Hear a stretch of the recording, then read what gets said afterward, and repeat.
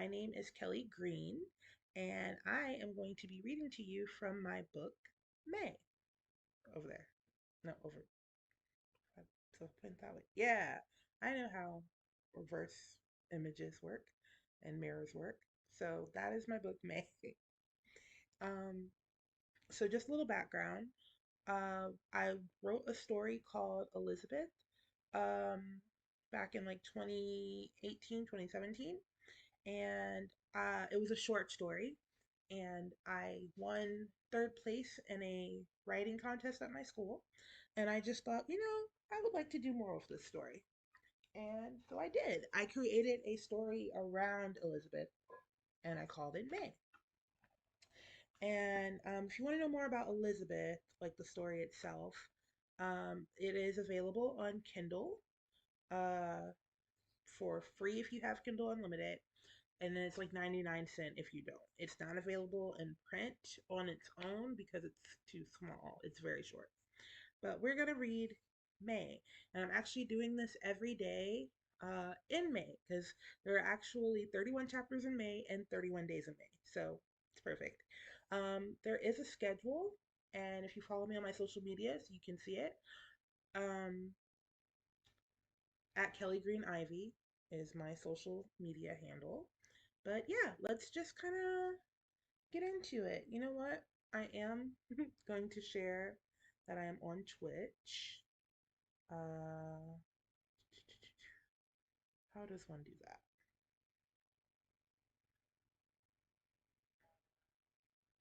that? Okay, so we're going to share it to some social medias. Like I said, at Kelly Green Ivy is my name on basically everything: Twitter, Instagram, TikTok, all of that. I'm going to share this to Facebook. Come and watch me read May live.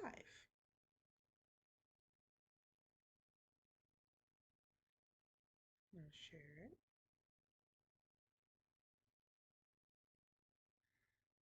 Alrighty. Okay, so now that we've shared it, I guess there's no time like the present. Okay, so everyone get comfortable. We're just going to read the first chapter. Like I said, every day I'm going to read a different chapter on a different streaming platform. So this is May, novel one of the Green Ivy series. And you know what? Let me give you like the little synopsis first. Okay, so Mariana is a young girl living in the 1930s, and her life has been fairly simple. Born into a fairly wealthy white family, she's never wanted for much other than a little attention. A somewhat undersocialized teenager, her closest friends are her lifelong caretaker and the much older adults in the black neighborhoods close by. Ruled by a hard head and a soft heart, she often finds herself making impulsive choices with drastic consequences. After deciding that she has no intention on living under her parents' rule, she takes off on her own and ends up in a new town filled with new experiences. These experiences force her to learn new meanings of love, loss, and life itself. This is the first novel in the Green Ivy series. There is a trigger warning. Warning, this book does contain heavy themes such as racism, violence, and sexual assault. There are no graphic scenes. However, some potentially upsetting themes are discussed, and some of the characters are affected by them. So, just know that going into this. Like I said, nothing is graphic. I try to approach violence with a delicate hand, but it is still there. Okay, let's begin.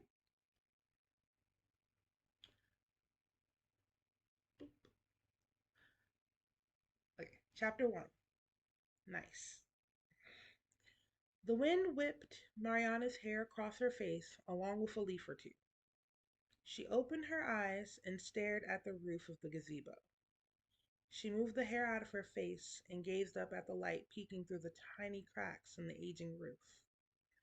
Basking in the sweet breeze, Mariana closed her eyes once again. When she had gone downstairs for breakfast that morning, she realized that this was not a day she wanted to spend among a bunch of people.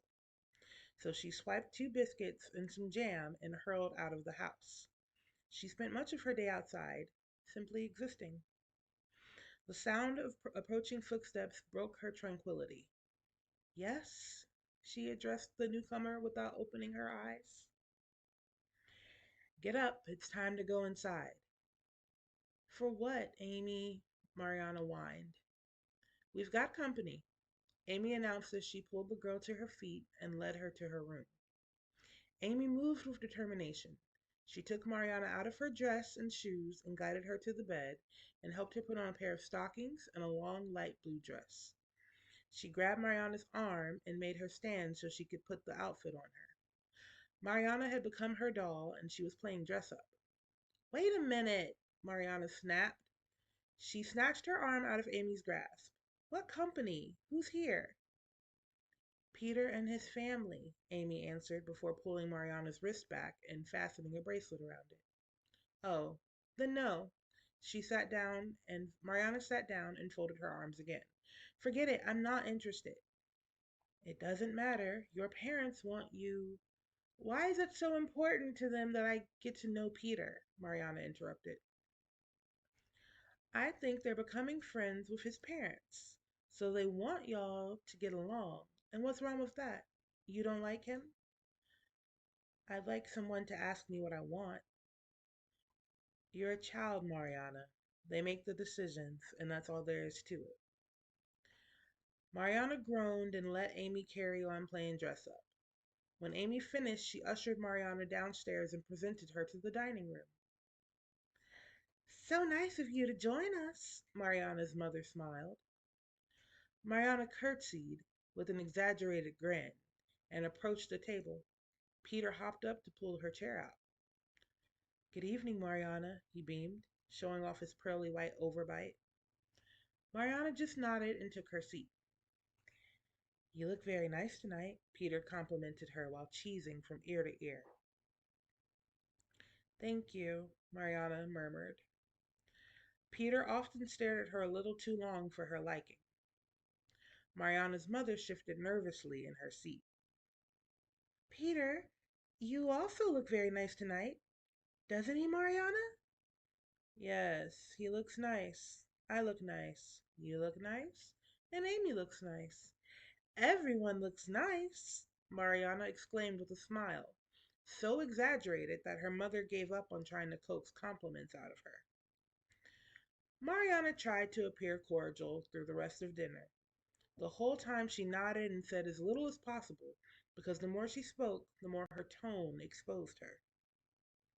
While they ate their dessert, Mariana's and Peter's mothers discussed their plans for the summer. She cringed at hearing her mother's suggestion that the families take a joint trip to a beach house for a few weeks. Peter's mom jumped on board, adding that it would be such a nice thing for Peter and Mariana to spend more time together since they seemed to get along well. Plus, they were going to have a cousin come and stay with them, and while she gets along with Peter so wonderfully, it would be great for her to have another young lady to talk to. Mariana had heard enough for the night. She took another bite out of her pie before pushing away from the table. If you'll excuse me, she stood up and pushed her chair in. Before anyone had the chance to object, she scurried out of the room. She left through the kitchen to sit behind a large oak tree in the backyard. 20 minutes passed before she saw Peter and his family leave. Mariana felt a little rude for leaving the way she did, but she didn't ask to be there and she barely knew Peter. Peter's family was wealthy, and they had always been respected in the community. That had to be why her parents were pushing this so much. Their families united would raise their social status. But she spent a few hours with him once, and it was grueling. He spent the whole time telling her about his accomplishments and plans. He was 18 and had graduated as one of the top students in his class. He performed very well in math and was also a fine sportsman, by his account, anyhow. Peter planned to work at the bank with his father and one day take over. He didn't enjoy dancing and he believed playing cards was sinful. Mariana found him dreadfully boring. Peter never asked her anything about herself. He kept complimenting her looks and her pleasantly beige skin tone. He said she wasn't too pale, but not too dark either, like some swarthy foreigner. It was by far the worst compliment she had ever received. Whenever she tried to share something, he would nod and take over the conversation. For someone with the personality of a doorknob, he sure did talk a lot. Mariana sat on the cool ground and fiddled with her dress. She pulled at the ponytail that Amy insisted on brushing her hair into because it showed off her face. She snatched the ribbon out, making her chestnut brown locks spill out and over her shoulders. Amy's words rang in her ears. You're a child, Mariana. They make all the decisions. That's what they think, Mariana huffed as she stood up and hurried out of her yard and down the road. And that's the end of chapter 1. So that was pretty quick. I hope you all enjoyed it. And I'll see you on Twitch. When's the next date? Like I said, I have a schedule. So I can tell you when the next time I'll see you on Twitch is. Well, I guess it'll technically be in 3 days because it's a 3 rotation. But I'm going to be on Twitch again on the 4th.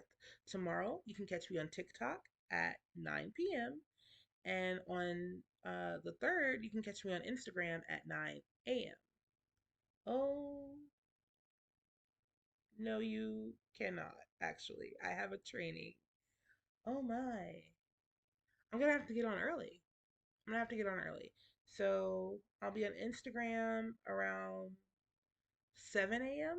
on Friday. And we'll see. We'll see how we'll make that work. I forgot about this training. It's a morning one. And then I have something to do at night. So 9 at night's not going to work either. So, but it will be on Instagram. And I believe Instagram keeps lives. I can say, if I can't save a live on Instagram, I will do it on Twitch and Instagram back to back. That way it'll save. Oh boy. I thought I figured out all the logistics and I still haven't. Well, you live and learn. Okay, but thank you all. I hope you enjoyed the first chapter. Use a little after credits. I think as we go forward, I'll use them for like Q&A if anyone has any questions. But since this is the first day and we're just getting started, and my cat is tearing up my blinds, I think I'll get going. Say hi, sugar. No, she's busy. Okay. Thank you all for coming. Bye. Hey yo, you ever notice how scared we are of our emotions? Being human's a condition controlling.